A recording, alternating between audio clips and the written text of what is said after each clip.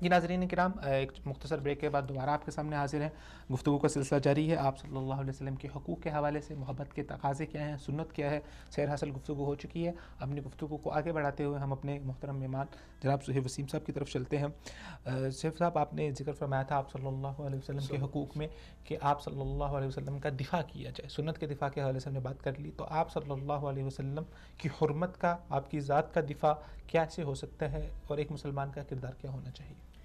بسم اللہ الرحمن الرحیم. اچھا، گزارش یہ ہے کہ اس حوالے سے جیسا کہ رسول اللہ صلی اللہ علیہ وسلم نے اپنی حرمت کے دفاع کے لیے کعب بن اشرف کے لیے اور اسی طرح کے جو دوسرے گستاخان تھے ان کے لیے رسول اللہ صلی اللہ علیہ وسلم نے باقاعدہ طور پہ لشکر تیار کیا تھا.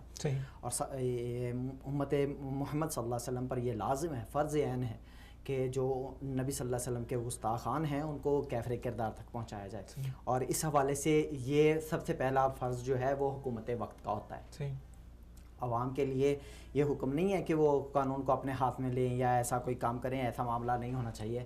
یہ قانون کے دائرے میں رہ کے قانون کی جو ہے پاسداری میں یہ کام کیا جائے. اور حکومت وقت کے اوپر فرض ہے، اگر وہ مسلمان ہے تو ان کے اوپر لازم ہے کہ وہ نبی صلی اللہ علیہ وسلم کے گستاخ کو کیفر کردار تک پہنچائیں. اور اگر یہ معاملہ یعنی کہ گورنمنٹ جو ہے، حکومت جو ہے وہ اس معاملے میں پیش رفت نہیں کرتی، تو اس حوالے سے جو ہمارا عمومی طور پہ کیا جاتا ہے کہ احتجاج ایسا کیا جائے کہ گورنمنٹ جو ہے اس کی جو اپنی بات مؤثر طریقے سے پہنچائی جائے گورنمنٹ تک مؤثر طریقے سے پہنچائی جائے. یہ نہ کہ توڑ پھوڑ کر کے یا عوام کا نقصان کر کے، جیسا کہ ہمارے ہاں عمومی طور پہ ہوتا ہے کہ مشتعل لوگ ہو کے یہ نبی صلی اللہ علیہ وسلم کا نہ تو آپ دفاع کر رہے ہیں عوام کو نقصان پہنچا کے، نہ آپ صلی اللہ علیہ وسلم کی سنت کا اظہار کر رہے ہیں. یہ ہم نے لوگوں تک اپنا کردار بھی پہنچانا ہے کہ اگرچہ ہمیں دکھ ہوا ہے، اگرچہ ہمیں تکلیف پہنچی ہے، لیکن ہم رسول اللہ صلی اللہ علیہ وسلم کے سیرت کو، آپ صلی اللہ علیہ وسلم کے کردار کو سامنے رکھتے ہوئے کسی کا کوئی نقصان نہیں کرنا چاہتے. اور اس حوالے سے گورنمنٹ کے اوپر یہ فرض ہے کہ وہ ان کو کیفر کردار تک پہنچائے. ان کے اوپر اگر جرم ثابت ہے تو اسے سزائے موت دے، بلکہ سریعام سزائے موت دے. جیسا کہ امام مالک رحمہ اللہ علیہ سے سوال کیا گیا کہ جب نبی صلی اللہ علیہ وسلم کی گستاخی ہو رہی ہو تو اس وقت میں امت کو کیا کرنا چاہیے؟ ان کا امت کا زندہ رہنا ہی محال ہے. نبی کی گستاخی ہو اور امت زندہ ہو، یہ نہیں ہو سکتا. یہ اس حوالے سے ہمیں اس معاملے میں بہت سارا یعنی کہ کام کرنے کی ضرورت ہے.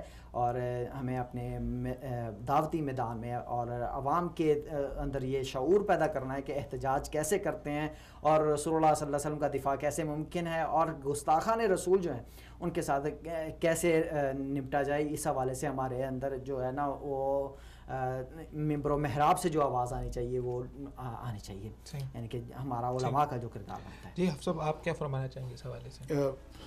بات ہو رہی ہے گستاخ رسول کے بارے میں، تو یہ تو ایک طے شدہ امر ہے اور شاید اسے اجماع بھی کہا جا سکتا ہے کہ نبی صلی اللہ علیہ وسلم کے گستاخ کی سزا جو ہے وہ واجب القتل ہے. صحیح.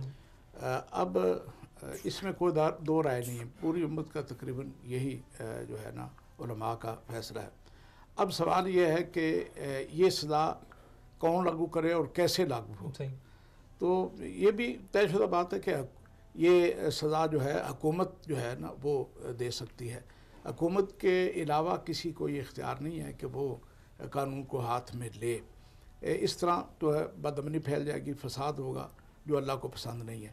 تو حکومت کو چاہیے، البتہ حکومت اگر ایسے بات جو ہے وہ اس بات کو قبول نہیں کر رہی، اگرچہ اس وقت بھی پاکستان میں یہ قانون موجود ہے 92 یا 93، تو یہ قانون موجود ہونے کے باوجود آپ دیکھ لیں کہ کب سے یہ قانون بنا ہے آج تک اس پہ مطلب ہے کہ کسی کو سزا نہیں ہوئی عرصہ دراز سے. تو یہ جو سزا کا قانون موجود ہونے کے باوجود بے عملی کا شکار ہے، اس کے لیے جو ہے لوگوں کو اور علماء کو، قائدین کو اور دینی اور سیاسی لوگوں کو جو ہے پرامن طور پہ جو ہے حکومت پہ دباؤ ڈال کر یہ قانون جو ہے اس کو قابل عمل بنانا ہے. وگرنہ صورتحال جو ہے وہ فساد کی طرف چلے جائے گی اور پھر لوگ خود اس قانون پہ عمل درآمد شروع کر دیں گے. تو یہ بات بہرحال ایک معاشرے کے لیے نقصان دہ ہوتی ہے. ہمارا یہ مطالبہ ہے ہونا چاہیے علماء کا اور سیاسی قائدین کا اور عوام الناس کا کہ حکومت پہ اتنا دباؤ ڈالا جائے کہ وہ بالآخر وہ اس قانون کو عمل درآمد کریں. صحیح. سر اس کا جامع طریقہ کار کیا ہو سکتا ہے کہ ہماری جو جتنی بھی دینی جماعتیں ہیں وہ کس طرح سے کوئی اگر آپ لاہے عمل دینا چاہیں ہمارے لوگوں کو؟ اصل بات یہ ہے کہ اس وقت کچھ مسائل ایسے ہیں مسلمانوں میں کہ وہ تفرقے کا شکار ہے. صحیح. مختلف جماعتیں بن چکی ہیں, مختلف گروہ بن چکے ہیں. تو یعنی یہ مسئلہ یہ توہین رسالت کا ہو یا ختم نبوت کا, یہ مسئلہ ایسا ہے کہ اس میں کوئی اختلاف نہیں ہے. کسی بھی مذہب سے تعلق رکھنے والا, کسی بھی مسلک کو قبول کرنے والا ہو, وہ نبی صلی اللہ علیہ وسلم کی توہین پہ جو ہے وہ کبھی راضی نہیں ہوتا. اور ایسے ہی ختم نبوت کے مسئلے میں بھی جو ہے امت متحد ہے. صحیح. اور جس طرح ختم نبوت کا مسئلہ حل ہوا, آپ دیکھیں گے پاکستان کو بنے ہوئے اس وقت تک میرے خیال کو کافی عرصہ ہو چکا تھا. سن 76 میں جب قانون بنا, تقریباً 25 سال سے زیادہ ہو چکے تھے, لیکن یہ قانون نہیں بن سکا تھا. لیکن سن 74 میں جب تحریک چلی, علماء نے تحریک چلائی, تو جب علماء متحد ہوئے تو لوگ بھی یہی چاہتے ہیں علماء سے کہ وہ اکٹھے ہوں. تو ختم نبوت کے مسئلے پہ تمام مسالک, تمام فرقے, تمام جماعتیں متحد ہو کر جب انہوں نے کوشش کی تو وہ قانون منظور ہو گیا, اور ختم نبوت کے مسئلے پہ اب جو ہے غیر مسلم مرزا غلام محمد قادیانی اور اس کی پوری جماعت کو غیر مسلم قرار دے دیا گیا. اب مسئلہ توہین رسالت کا ہے. اب یہ قانون موجود ہے, اس وقت قانون نہیں موجود تھا. اسمبلی سے وہ قانون بھی اپنے احتجاج کے بل بوتے پہ تحریک کے نتیجے میں منظور کروایا. اب ضرورت اس بات کی کہ یہ قانون موجود ہونے کے باوجود اس پہ عمل نہیں ہوا. اب بھی تمام لوگوں کو, تمام جماعتوں کو اس میں کوئی اختلاف نہیں ہونا چاہیے کہ یہ فلاں, یہ وہ فلاں ہے اور یہ فلاں ہے اور میں فلاں ہوں. یہ توہین رسالت ہے بھئی. یہ کسی کی ذات کا مسئلہ نہیں, کسی کی جماعت کا مسئلہ نہیں ہے. یہ ہم سب مومن ہیں, سب مسلمان ہیں, کلمہ گو ہیں. تو ہمیں جو ہے اس پہ متحد ہو کر جو ہے ایک بڑا سٹینڈ لینا چاہیے پورے لوگوں کو, تمام مسالک کو, اور حکومت پہ یہ واضح کر دینا چاہیے کہ یہ جو ہے توہین رسالت والا قانون پہ عمل درآمد ہو. وگرنہ ظاہر ہے پھر جو حالات اس میں بعد خطرناک ہوتے ہیں وہ فساد کی طرف جاتے ہیں. سر اس قانون میں اگر ہم دیکھیں تو بے ضابطگیاں بہت ہوتی ہیں. بہت سارے اگر ہم دیکھیں جو مقدمات درج کیے گئے ہیں 225C کے حوالے سے, جو توہین رسالت کے قوانین درج ہوئے ہیں, بہت سے جو اس کے جو مقدمات ہیں وہ مسلمانوں کے خلاف ہی درج ہوئے ہیں. تو اس میں صحیح ضابطہ کیا بن سکتا ہے کہ جو لوگ اس کا ارتکاب کرتے ہیں ان کو کیفر کردار تک پہنچایا جائے, اور اگر کوئی انسان ویسے ہی کسی کے اوپر ایسے جان بوجھ کے کسی کے اوپر وہ الزام لگا دیتا ہے؟ اصل بات یہ ہے کہ لوگوں کو چاہیے کہ وہ اس قانون سے وہ غلط فائدہ نہ اٹھائیں. جو مختلف جماعتیں ہیں, مسلمانوں کی جماعتیں ہیں, اس قانون کا سہارا لے کر وہ اپنی اس اختلاف کو سامنے رکھتے ہوئے کسی دوسرے مسلمان گروہ یا فرقے پہ وہ مقدمے بنوا دیں. یہ انتہائی غلط ہے. تو پھر تو یہ توہین رسالت مسلمان پہ ہی آ جائے گی, جبکہ توہین مسلمان کوئی بھی ہو, گیا گزرا ہی کیوں نہ ہو, وہ بظاہر کسی مسلک کے ساتھ کوئی تعلق نہ ہو, بے عمل ہو, لیکن اس مسئلے میں وہ بھی اپنی جان کا نذرانہ پیش کر دیتا ہے. تو ہمیں مسلمانوں کو چاہیے کہ جماعتوں کو اور مختلف فرقوں کو اس قانون سے فائدہ, ناجائز فائدہ اٹھانے کی کوشش مت کریں, اور اس قانون کو غیر مسلم کے لیے رہنے دیں.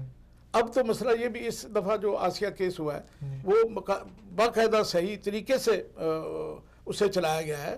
پہلے اس نے اگر گستاخی کی ہے تو بعد میں پنچایت میں اس نے اقرار کیا, بعد میں پھر اس کا اصول یہ بنا دیا, اچھا اصول ہے کہ ایس پی رینک کا کوئی افسر جو ہے وہ تحقیق کر کے تو پھر وہ مقدمہ ایف آئی آر کٹوا سکتا ہے. بہت اچھی بات. اب ایس پی کی تحقیق کے بعد اس نے ایف آئی آر کٹوائی, پھر اس پہ پوری ٹرائل کورٹ جو ہے جسے ہم سیشن تک کہتے ہیں, اس نے پوری گواہیاں لے کر ہر قسم کے جو ہے نا چھان بین کر کے اس کا جو ہے نا اس کو سزائے موت سنائی. اب اس سیشن کورٹ کے فیصلے پہ 9 سال عمل نہیں ہوا. کیوں؟ یہ آپ دیکھیں نا کہ کیوں عمل نہیں ہوا. باقی کیس جو ہے ان پہ فوراً عمل ہو جاتا ہے. یعنی کوئی دہشت گرد ہے, کوئی فلاں ہے, اس پہ جو ہے 1-2 سال کے اندر فیصلہ ہو جاتا ہے.